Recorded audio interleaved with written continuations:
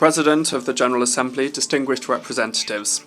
I begin by bringing you the regards of the President of the Republic of Ecuador, Daniel Noboa Asin, who is the leader of a young government, and is a young leader who has sought to break the patterns that prevented us from delivering the change that his generation was calling for and that my country is calling for. Ecuador is a country of 18 million inhabitants with huge potential in which young people are fighting on a daily basis for a better future, changing the reality that they inherited. They believed in the transformational project that President Noboa put forward, and now they see a country of opportunities and progress, based on the respect for human rights, in which there is a firm commitment to root out corruption and impunity. Mr. President, ladies and gentlemen, despite the fact that it might look like the global and multidimensional crises are overwhelming us, international law and the principles and aspirations of the United Nations Charter must remain our guiding light. Therefore, I reiterate Ecuador's commitment to multilateralism, peace and sustainable development, the peaceful resolution of disputes and respect of individual freedoms and human rights. I reaffirm the unshakable commitment and respect of Ecuador to the ideals and principles that gave life to nations. We must implement the Pact for the Future, the Global Digital Compact, and the Declaration on Future Generations that were adopted last week.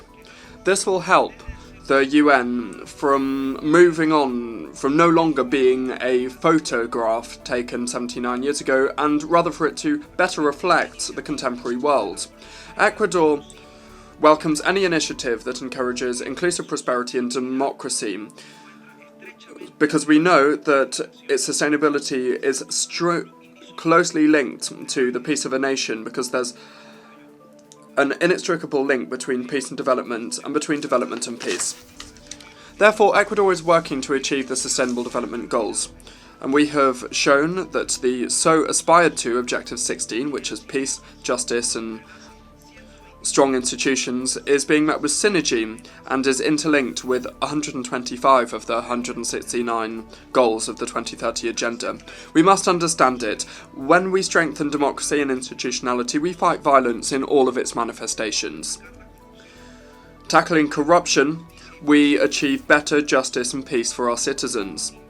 We bring about an impact on the reactivation of the economy and providing decent jobs, reduction of poverty, hunger and malnutrition.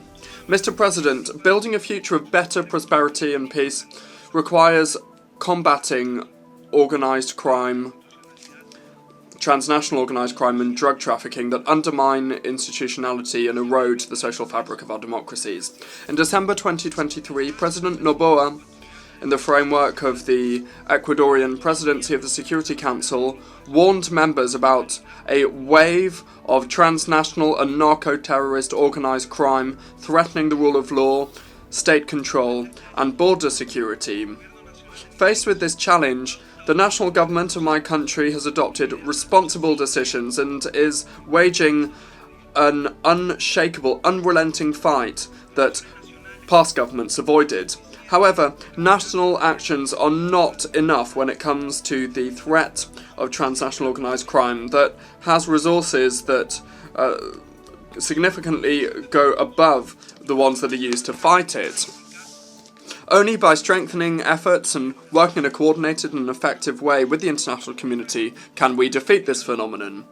As an elected member of the Security Council, Ecuador has shown its commitment to international peace and security. We have risen to this historic challenge that pushed us to act with a sense of responsibility and consciousness in the face of the geopolitical tensions between large powers that are limiting compliance with the collective responsibility to act in response to situations of conflict that affect humanity.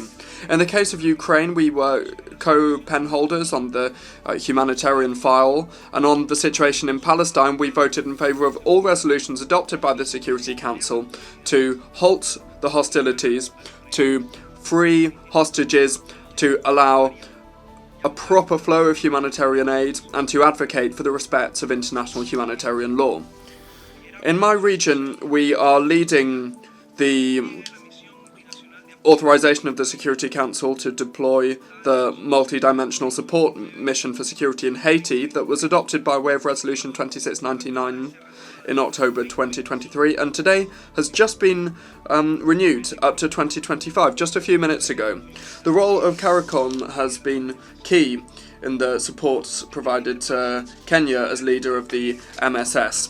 This first step forward must contribute to the sister Republic of Haiti blazing its own trail towards peace and sustainable development.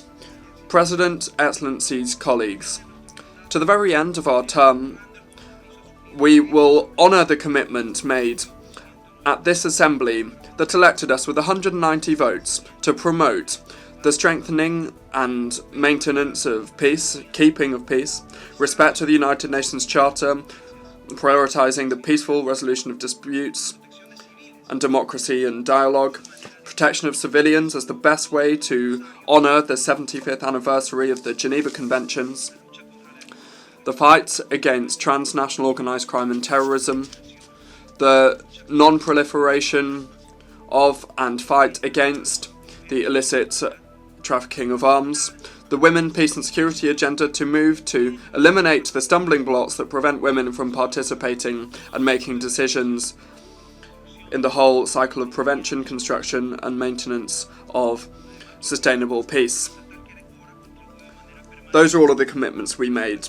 Furthermore, Ecuador underscores the fact that we have contributed constantly to peacekeeping operations of the UN with military personnel in various missions, supporting initiatives that strengthening them also with the historic Resolution 2719 of 2023 that was adopted during our presidency of the Security Council. This resolution opens the way for sustainable financing for missions mandated by the Council for Peace and Security of the African Union. This brings me on now to another challenge that we face in Latin America, the absolute need to preserve the rule of law and respecting the will of the people. The escalation of tensions in Venezuela, the systematic violations of human rights, the persecution of political leaders, and the daily violent repression by a totalitarian government against its own citizens who are calling for their right to be respected, to be able to express their popular will at the ballot box. We're seeing a direct threat to regional security and regional stability with possible repercussions on peace and security internationally. The critical humanitarian, economic, political and human rights situation and security situation in Venezuela has caused 7.7 million Venezuelans to leave the country seeking better opportunities. Many of them have been welcomed with open arms in other countries in Latin America, including in Ecuador, that is host to the largest number of Venezuelans per capita in the region. Faced with the ongoing deterioration, gravity and complexity of this crisis, Ecuador has shown leadership for the Venezuelan people and will not relent in its insistence before all international fora for there to be a peaceful and democratic transition for all of the Venezuelan people. The international community must give a clear and timely response here. President, migration is one of the most complex and pressing challenges that the world faces. Behind irregular migration, we see the operation of human trafficking networks and illegal smuggling of migrants, putting the lives and integrity of millions of people at risk, and of course unaccompanied children and women are the most vulnerable. This is intolerable, and fighting against this phenomenon requires joint and coordinated actions with a comprehensive approach. Ecuador experiences all dimensions of migration because we are a country of origin, destination, transit, and even return, and we even host refugees. Therefore, we call for safe, orderly, and regular migration in all areas of human mobility, and this requires decisive support from the international community that must be clear on the fact that this can be achieved without criminalising it. The international community must also be united in facing the devastating effects of climate change. Today, Ecuador is suffering from the worst drought in the most recent decades.